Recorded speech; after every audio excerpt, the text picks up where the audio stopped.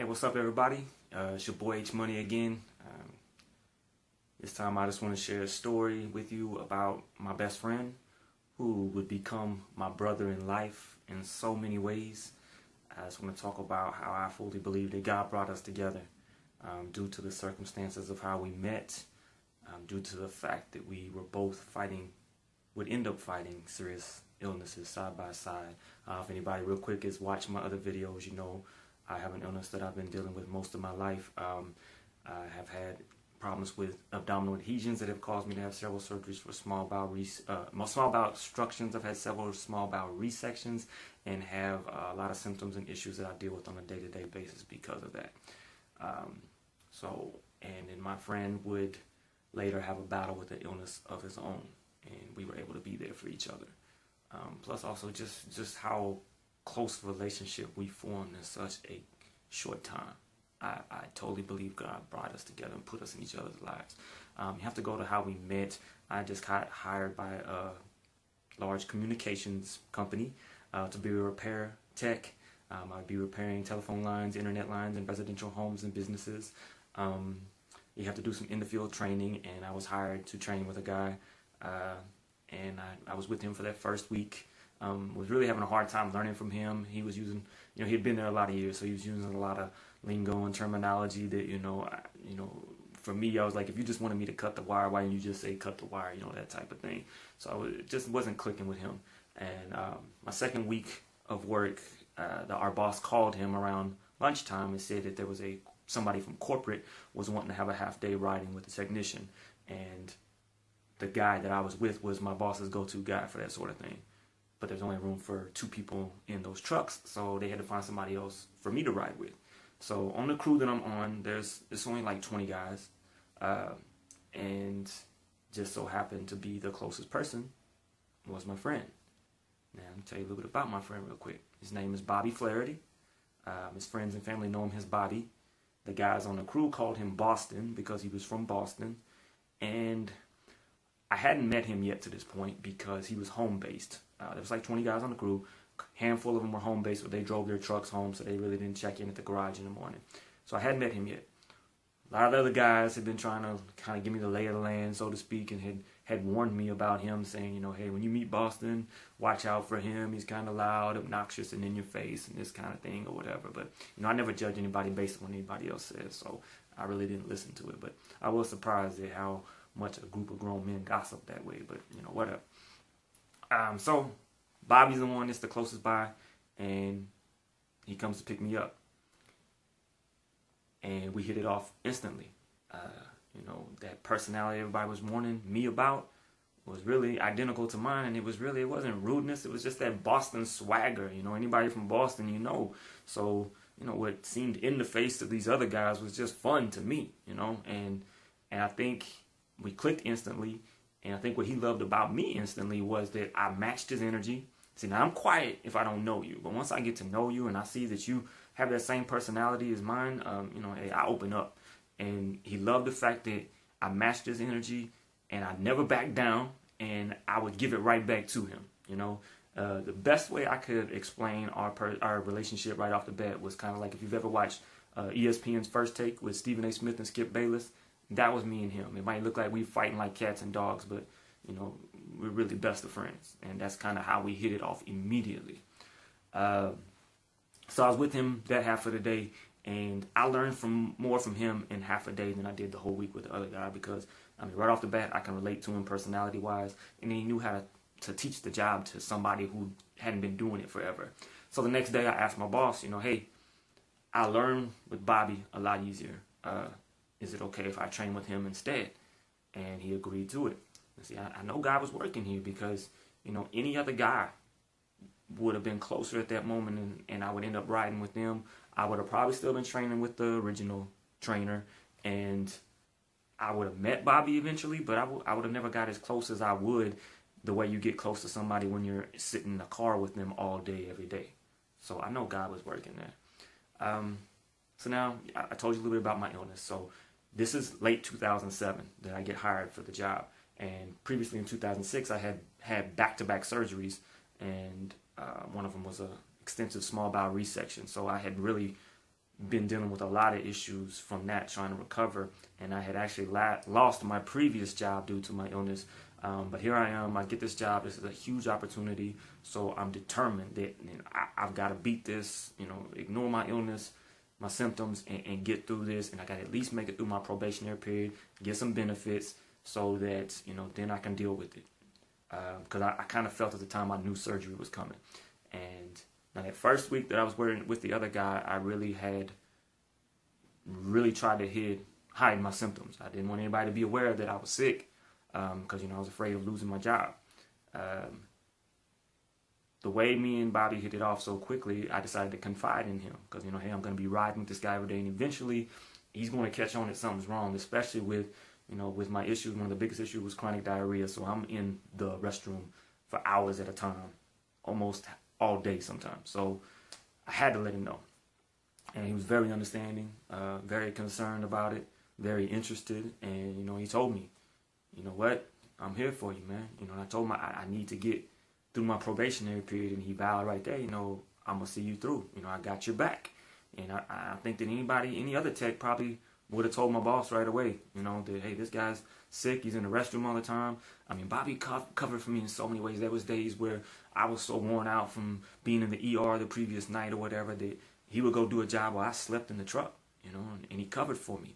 Or, he would drop me off if I had one of those restroom emergencies, and he would leave me and go do a job or two and then come back and pick me up. And nobody ever knew, So, and if anybody would have found out, I might have lost my job. So Bobby truly looked out for me.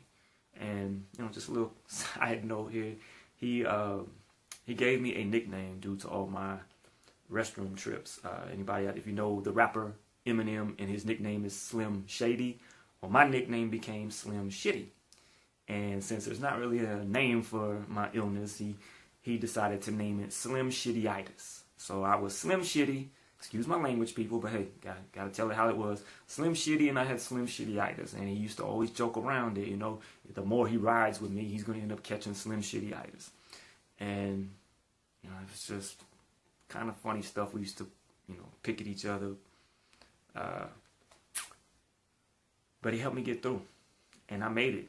I made it through my probationary period, and I ended up having to have surgery almost right away after getting my benefits. And I had back-to-back surgeries again, and I ended up being in the hospital for like 3 months. And there was moments that it didn't seem like I was gonna make it out. I mean, seriously. And I was very depressed. I was really down. And I can remember Bobby coming to visit me, man, and being just what the doctor ordered. That Boston swagger, walking through the room.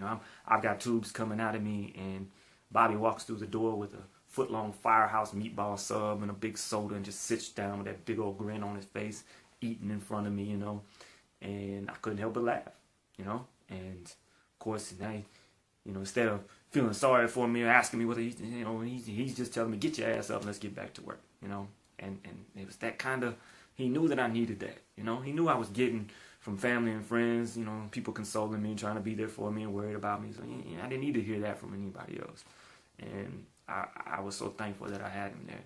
And he also, I was in a bind financially because I was on short-term disability, so I was getting 50% of what I usually made. And he took up a collection amongst the guys on the crew, and I have to tip my hat to those guys too, because they kind of barely knew me at the time. And he brought that to me at the hospital, and that was a big moment too, because it was very touching, and it just showed me that he cared and the guys cared, and it really helped my family at the time. So he was there for me in so many ways throughout all this. I got through the surgery. I was able to recover. I was able to get back to work and maintain my job. Still had problems throughout the whole time I was there, but Bobby saw me through. My fighting spirit was there too, but if I didn't have Bobby, I wouldn't have made it through. Now, here's where kind of things turn, Bobby got to see the lessons he was actually learning from me, because I know one thing he learned, he used to ask me all the time, how do you do it, how do you get through all of this and still stay positive, and I told him, hey, it's my wife and my kids, and, what other choice do I have, lay down and die, or you got to keep pushing, you got to keep living. So, he was impressed with that, seeing that in me, and that's why I know God put me there, because he knew what was in store for Bobby, and he needed to see that. He needed to see somebody struggling through an illness, but fighting and staying positive. Probably about maybe a year and a half, I guess, into, I don't remember the exact timetable, but I had been there for a while. And I remember Bobby calling me one time, and he was having some stomach issues, so he was asking me a lot of questions. And some of the stuff he was having was similar to what I was going through. And the doctors wanted him to have a colonoscopy. So, I was like, hey, do what they say. Go get it done. Now, Bobby at this time, and Bobby was all about money. Bobby worked his butt off. And I gotta make this money, So taking time to go to a doctor, especially he had started feeling better. So, taking a day off to go do this test that he didn't feel he needed, that's wasting money. I mean, this man, we made money for selling, internet lines, telephone lines. He was the top salesman in the company on top of being a repair tech. So, he would make like $10,000 bonus checks sometimes. So, he was all about hard work and making money. So that was like a waste of time to him. Unfortunately, it was not a good thing that he didn't go have the colonoscopy done. Some time later, he calls me again, and he's having issues again. It's a little worse, and now biggest thing he's told me is he had some blood in his stool. And, I'm telling Bob, you got to go to the doctor, man. You can't ignore this. You got to take a vacation day or something. You'll still get paid. Go to the doctor. So he goes to the doctor, and they tell him he needs to have the colonoscopy. He has it done this time. And I remember him calling me. I remember when he called me, that Boston swagger was gone from the other side of the line. He sounded really serious, really somber. And he told me they had found a mass. And there was a high probability it could be cancer. He was waiting on the results of biopsy. And I told him, trying to be there for him, it's not cancer, man. You're good. It's going to be all right. And then, of course, the way we handle things, we joke around with each other a lot. So, I told him, I guess I just finally gave you my slim shitty-itis. That's all it is. I handle it. You can handle it. No problem. So we had a good laugh about that. But come to find out, he had stage 4 colon cancer. And prognosis is not good with that. They gave him right off the bat, told him like he's got a year or two left, maybe. I know it hit him hard, and man, it hit me hard too.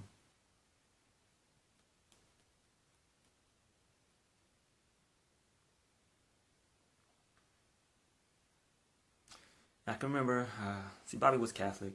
He was raised Catholic. After his diagnosis, he started going to church, Baptist church, and accepted Jesus as his Savior and became a Christian. So the next time I talked to Bobby, he's done a complete 180. And he is just fired up. He's gonna beat this thing. He's in love with God now, with the love of his family. He's gonna beat it. Cancer is not gonna beat him. He's gonna be cured. He's gonna be fine. And I was impressed. I was impressed that facing this, that he could get that strength so fast and be so determined. And throughout his fight, it would continue to just inspire me to watch him. And anybody that had the privilege of watching his transformation when he found God, and just as he went through fighting cancer, it was just so impressive, and then now I get a chance to be there for him, to kind of repay things, biggest way I'm there for him is just to be that ear, be that person to talk to, because for each other, we were that one person that, we were already like best friends, and now we're both going through illnesses, and a lot of the symptoms, a lot of surgeries and things we were having was similar, and that was that one person I knew I could call that it could totally relate to what I was saying, and vice versa for him. He could call me whenever, and I could totally relate to him. And then, of course, neither one of us, we both got families, and when you're sick, you don't want to be a burden to your loved ones, the people around you. You don't want to be a burden to them. So a lot of times you don't talk about what's going on, You kind of hide the pain, you hide the symptoms. But that's not good, keeping it all in. So having that person that you can just call up and vent and talk to, and then they're not going to be bored by it, because we're going through the same thing, so we're interested. We want to hear from each other because we're both benefiting from the conversation. We're both getting to vent and just talk to somebody that we know completely understands. So I was able to be there for him, you know. And then kind of a humorous story. One time, I remember he wakes me up, calls me at 2 in the morning, and answer my phone, and he's like, "Hey, remember that time you told me that they took the catheter out too soon, and they had to put it back in while you were awake, and you were talking about how bad it was? Were you telling the truth, or were you just kind of exaggerating?" I was like, "No, I was dead serious. That was pretty bad, man." I was like, "Why? What's going on?" He's like, "Well, they're telling me they need to put in the catheter, and the nurse is saying that they can put some topical stuff on there that will kind of help me not feel anything, and I shouldn't feel any pain." I was like, "That nurse is lying to you. That topical stuff don't do a thing. You're gonna feel it." I mean, of course, I tell him, "Hey, you know, we both been through so much right now. You know, you gotta do what you gotta do. If you have to have it done, you just gotta man up and let it happen. But you know, it's not gonna be comfortable, man. I can't lie to you." But then he says, "You know, well, they're telling me I could try and wait for the doctor to come in the morning, and maybe they could give me some medication where I wouldn't feel it." And I was like, "Well, I mean, hey, if you gotta do it, you do it. But if you feel like you can wait for the doctor, that's what I would suggest, because it'd be much nicer to not have to feel it." So he waited for the doctor, and he didn't feel a thing. Got the catheter, everything was taken care of. So, you know, I was there for him at 2 in the morning to let him know, don't trust that nurse. Saved him from some pain.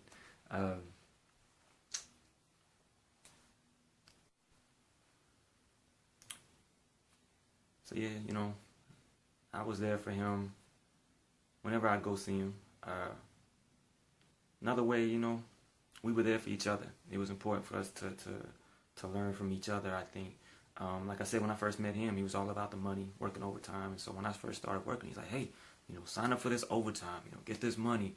And I'm like, "Man, if I can have a day off, I'm going to spend time with my family." You know, I was all about the balance. You know, as long as I got money to pay the bills, you know, I want to make my son's games, practices, you know, I want to be with my family. If I got a choice of a day off or working overtime, I want my day off to spend time with my family, you know, because I value that more. And he was impressed with that. He didn't quite understand it, but I think that after his diagnosis, he definitely could see that, you know, and learn from that, because now he understood, you know, and that balance is important. And now you got to make the most of the time with your family. And I kind of changed though and came around towards his side of thinking. You know, I started volunteering for overtime more because, you know, he helped me to see. I was seeing him take his family on, you know, nice vacations and things, and I was like, you know, he helped me to learn that I could sacrifice a little bit of time to make some of the time even greater, because we would be able to go places like Disney World and things like that. So, you know, I was able to maintain that balance and sacrifice a little bit of time, but understand, you know, hey, making some money to save up for the kids and have vacations and good times on the weekends was important too. So we learned from each other in that way. And then I will say that I was very impressed.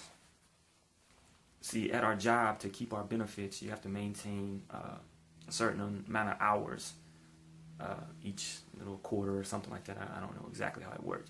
But once he got his diagnosis, he hadn't reached enough hours yet. So he had to go back to work.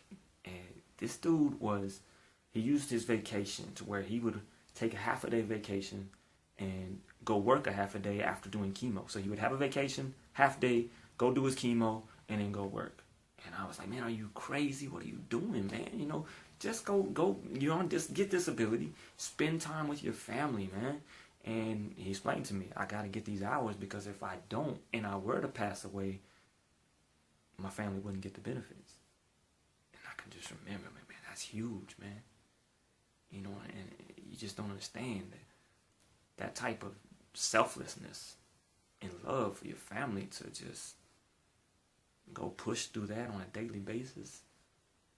That was huge. I was extremely impressed and extremely inspired by that. As I was through everything throughout his whole fight, man, it made me, I know God put me there to watch him go through this, because, you know, with what I have, it's bad. My quality of life has been completely changed. My life expectancy has probably been shortened, but, you know, I'm not being told I'm gonna die in a year or two maybe. So I look at myself, I'm like, well, I can't complain. You know what I mean? I'm watching him fight this type of prognosis. You know, what am I complaining about? You know, I'm blessed.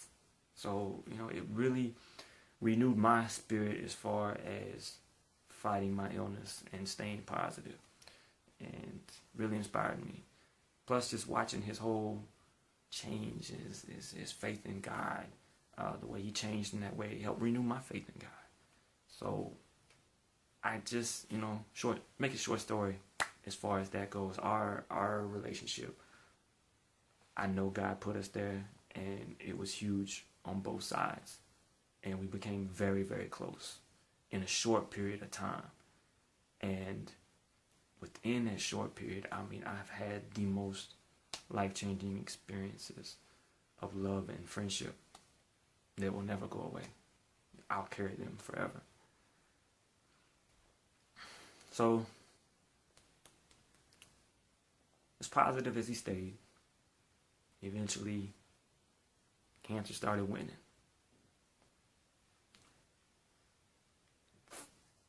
And I can remember going to see him one day in the hospital when I really realized that, the end was coming. Like I said, this guy was all about business and money, and I can remember sitting with him in the truck where he was on the computer closing out the job we had just done. He's on one cell phone making a sale. He's on another cell phone talking to our next customer. Just multitasking, on top of everything. And in his room, he had a dry erase board, and he would write scriptures on it every day. And I'm sitting down, he gets up to go write the scripture, and I watch him take like 5 to 7 minutes to write one scripture, because he keeps having to start over, like his concentration. So this guy that was so full of energy, multitasking, just having trouble writing a couple of sentences. And that just hit me hard, man. That's when I realized, my friend probably won't make it. And then, close to his passing, I can remember trying to call him, and he wasn't answering his phone. Trying to text him, he wasn't replying. And a couple of days had passed, and I just finally texted him. I said, "Hey, I don't care what's going on. I'm on my way to see you." And this was 2 weeks before his passing. So I get to his house. He's up in his bedroom, lying in his bed. And I go in to see him. You can tell he's in bad shape. He's happy to see me. And of course, he recognizes me. And we pray together. And then he tells me how bad the night before was, that the pain had gotten so bad, and he was so scared, but that he actually prayed to God to take him, that he was ready to go.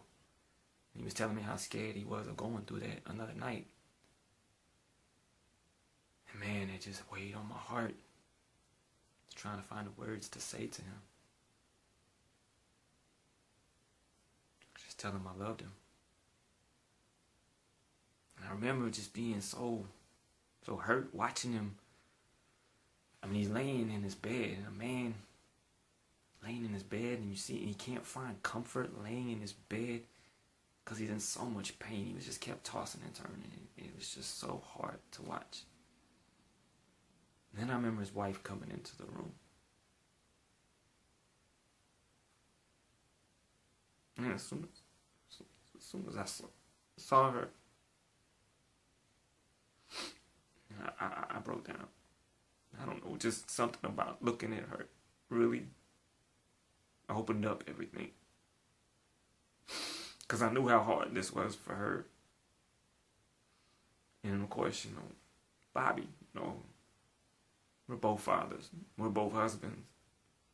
And I can only imagine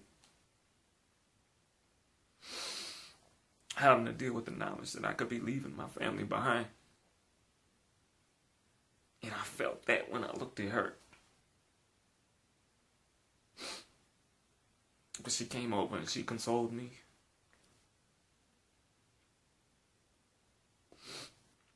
And then about this time, it was time for Bobby to get some medication.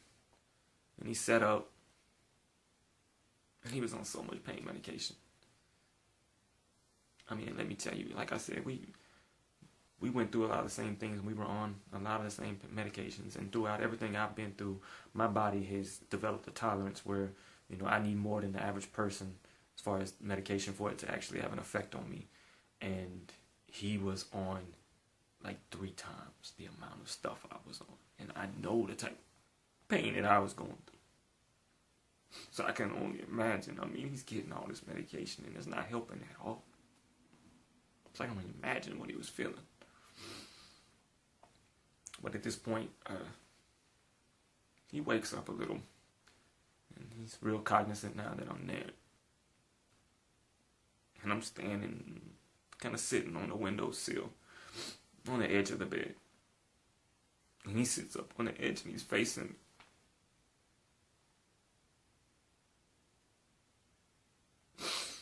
And he looks up at me, and he reaches out, and he puts his hands on me. And he starts praying for me.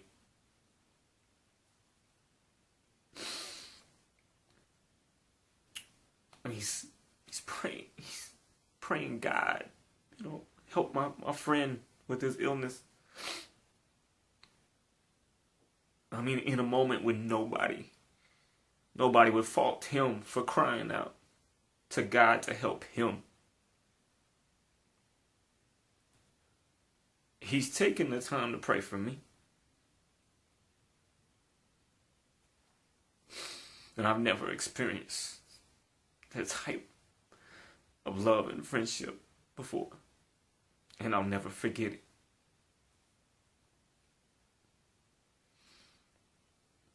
That was a good day. I mean, it was the last day I would see my friend.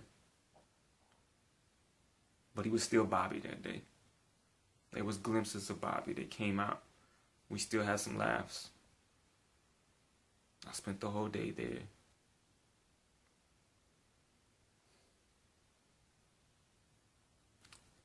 I didn't want to leave. And I wish I would have said more to him as I left. But I kind of had told myself that, you know, I was coming back to see him again. So I would have another chance. But I'm kind of glad that I didn't, because his wife told me that it really got bad towards the end. And that day was perfect. I mean, as far as if your friend is going to die, and you had to pick one last day to spend with them, it was perfect.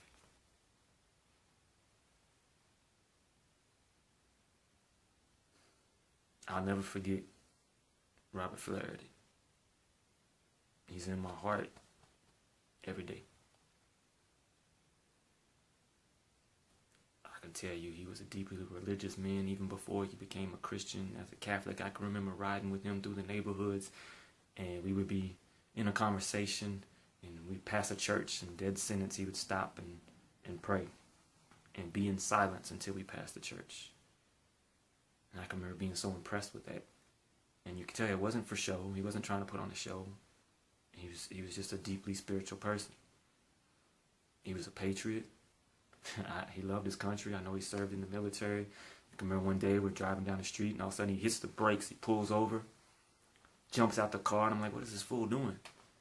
And there was a house where American flag had fallen down, sitting up on the porch.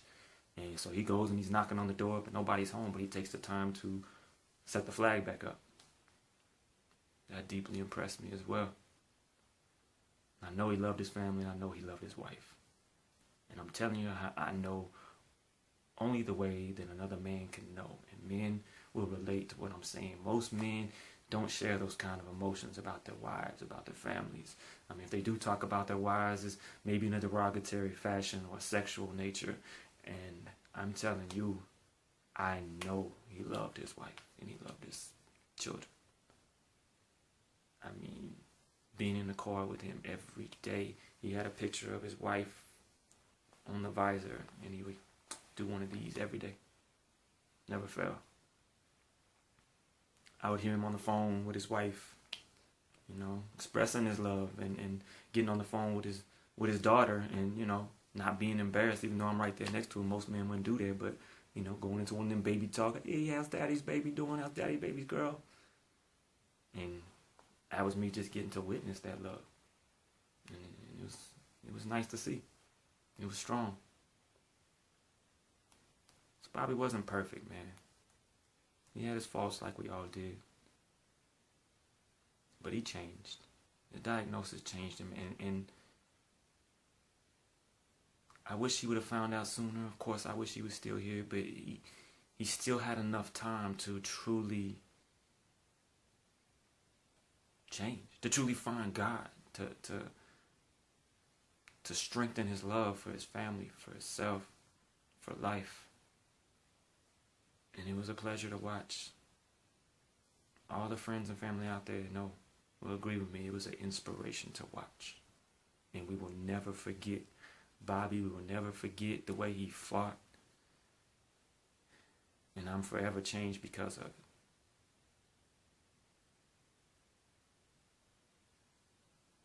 And I wouldn't be able to end this, Bobby, without a congratulations for your New England Patriots and your girlfriend, Tom Brady. Yes, Bobby was in love with Tom Brady, and I hate Bill Belichick, and I hate Tom Brady. I cannot stand the Patriots. I'm a Dallas Cowboys fan, die hard, and oh my God, did we butt heads on that.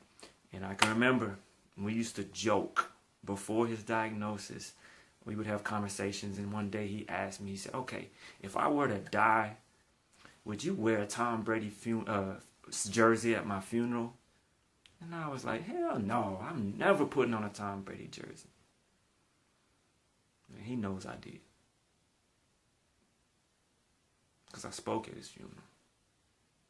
And I wore his Tom Brady jersey.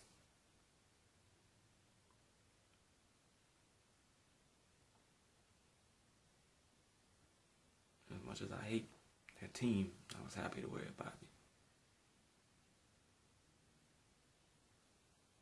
I gotta end this video. I mean, I could go on and on talking about my boy. But for anybody out there dealing with cancer personally, dealing with any illness personally, if you've got friends or loved one that's going through it, I'm praying for you. May God bless you. Make the most of your time. You know, let go of small things. Understand how blessed you are. Stay positive. Find the things in life that you can lean on. And be grateful for what you have instead of having self-pity and being angry about what you're going through or what you don't have. Bobby taught me that. I mean, I had a lot of it on my own before I met Bobby. But it's been strengthened tenfold from knowing him. As always, God bless y'all. Peace. Just remember that in how you treat others. Okay, I'm done. God bless. Peace. Okay, I know I said I was done, but like I said, I could talk about my boy Bobby forever. Just a couple things I wanted to add real quick. Real quickly, I want to address the crew members that Bobby and I worked with. And I know it's highly unlikely that they will ever see this video, but just in case they do, and then even if they don't, just for me to get some stuff off my chest. A lot of you guys didn't care for Bobby, and I know that. And a lot of it was because he was not afraid to speak his mind, to say what was on his heart, and that rubbed some of you guys the wrong way. But you guys took advantage of that also, because Bobby was our union steward. So anytime guys had grievances or feel like they were being mistreated, Bobby was the go-to guy, and he always had your back, and you know it. If there was something you guys wanted to bring up during a meeting with our manager, and you guys were afraid to say it, you know, hey, let's tell Bobby about it, because we know Bobby won't be afraid, and he'll represent the crew. And he always did. He had that crew's back all the time. And it really bothers me that despite whatever differences you might have had with him, only 2 guys showed up to his funeral. One of those guys was brand new to the crew, so didn't even really know Bobby, just came out of respect. And the other guy was like his worst enemy on the crew. I mean, they were not close at all. They almost hated each other, but he came. And just the fact that only 3 or 4 of you even went to visit him when he was in the hospital. I mean, it's unbelievable to me that when a man is dying, a coworker, a fellow father, a fellow husband, that you can't set aside petty differences and show respect and concern. I mean, even he's about to leave a wife and his children behind. He's dying. And the fact that you could not let go of that and act like a human and show some kindness was disgusting. On a lighter note, Bobby was from Boston, so he was used to cold weather. I'm from Texas. I'm a skinny guy. Don't have much insulation on these bones, so, it hits 50 degrees and I'm cold. We had to work outside a lot in the cold weather, and, it could be 30 degrees and Bobby's got a t-shirt and a windbreaker on, and I'm like, are you crazy? And I've got like 8 layers on, all you can see is my eyes. I'm bundled up head to toe. And he would make fun of me, ask me, just, hey, how many layers of clothing do you have on? And he would later come to refer to my layers of clothing as layers of panties. And so every day, if he was at the garage and I came in, it was a cold day, or if he wasn't there, he would call me. But every morning on a cold day, he would call or, greet me with, so how many panties you wearing today? So that's something I carry with me. And every day, on a cold day, when I have layered up, before I leave the house, I look up to the sky and I tell Bobby how many layers of panties I'm wearing that day. Just a little, thing I just wanted to share. Okay, this time I'm gonna quit. I'm done finally. So once again, hey, just praying for anybody out there going through any of these issues. And just, hey, the way I address, about my crew members, anybody out there that if somebody, it could be a brother, sister, maybe just a friend or an acquaintance, co-worker, and you may not care for them. Maybe you guys aren't good friends, but if they're going through a life-threatening illness, let that stuff go, man. Don't be petty, Show some kindness, because if us as individuals, when we're going through something like that, every little bit of love, every little bit of care means the world. So just remember that in how you treat others. Okay, I'm done. God bless. Peace.